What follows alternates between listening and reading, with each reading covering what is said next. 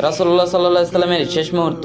হাতে 2 মিনিট সময় নিয়ে ঘটনাটি শুনুন, চোখে পানি চলে আসবে। দুনিয়ার ইতিহাসের সবচেয়ে ভয়ানক মুহূর্ত ছিল সেই দিন, যেদিন আসমান জমিন কেঁপে উঠেছিল, ফেরেশতারা থমকে গিয়েছিল, জান্নাতের দরজা বন্ধ, জাহান্নামের আগুন নিভে গিয়েছিল। কারণ আজ মৃত্যুর ফেরেশতা মালাকুল মাউত এসেছেন দুনিয়ার সবচেয়ে প্রিয় মানুষটির জান কবজ করতে। মদিনার সেই দুপুর, রাসূলুল্লাহ সাল্লাল্লাহু আলাইহি সাল্লাম বিছানায় শুয়ে আছেন, চেহারা বিবরণ, শরীর ঘামছে। সাহাবীরা একপাশে বসে কাঁদছেন, আর মা ফাতিমা রাদিয়াল্লাহু তাআলা আনহা কাঁদতে কাঁদতে বলছেন, আব্বা, আপনার এত কষ্ট কেন? রাসূলুল্লাহ সাল্লাল্লাহু আলাইহি সাল্লাম বলছেন, ফাতিমা, মৃত্যুর স্বাদ এত কঠিন যে পাহাড়ের চূড়ায় যদি রেখে দেওয়া হয় তবে তা গড়িয়ে যাবে। আসমান থমকে গেছে, ফেরেশতা জিবরাইল আলাইহিস সালাম দাঁড়িয়ে, চোখ থেকে টপ টপ অশ্রু পড়ছে। এমন দৃশ্য কোনো ফেরেশতা জীবনে দেখেনি।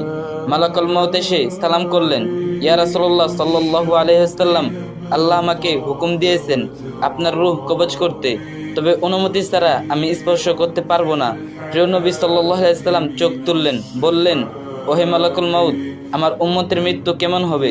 মালাকুল মাউত মাথা নিচু করে বললেন, ইয়া রাসূলুল্লাহ সাল্লাল্লাহু আলাইহি ওয়াসাল্লাম, কোন উম্মত ভয়ানক আযাবে পড়বে, চোখ উল্টে যাবে, জিহ্বা বেরিয়ে আসবে, দুনিয়া তাদের জন্য অভিশাপ হয়ে যাবে।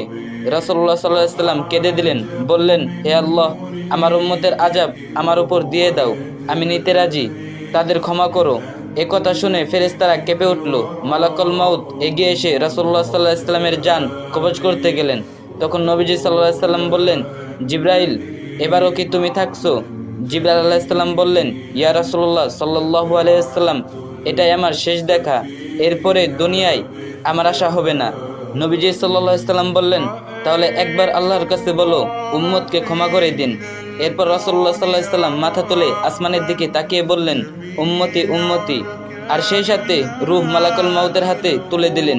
চোখের কোণে অশ্রু, ঠোঁটে নামাজের কথা। সেই মুহূর্ত আকাশ অন্ধকার, বাতাস থমকে যায়, জান্নাত জাহান্নাম স্তব্ধ, ফেরেশতারা হাউমাউ করে কাঁদছে, পুরো দুনিয়ায় কান্নার আওয়াজ। রাসূলুল্লাহ সাল্লাল্লাহু আলাইহি ওয়াসাল্লাম মৃত্যুর সবচেয়ে কঠিন যন্ত্রণা নিজের জন্য নিলেন, শুধু যেন আমরা জাহান্নামের ভয়াবহতা থেকে বাঁচি। আর আমরা কি করছি? নামাজ গুনার জন্য ভুলে গিয়েছি। আজও সময় আছে ভাই, ফিরে এসো।